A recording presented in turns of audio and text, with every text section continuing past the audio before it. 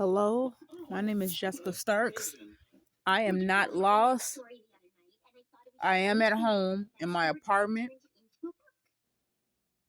My mother just came over a few hours ago, 4 hours prior to now, threatening me to have me put away. Her words exactly were, I am going to do what I have to do because you're not thinking rationally. And the reason why is because of how long I've been gone and because of the fact that she hasn't heard from me.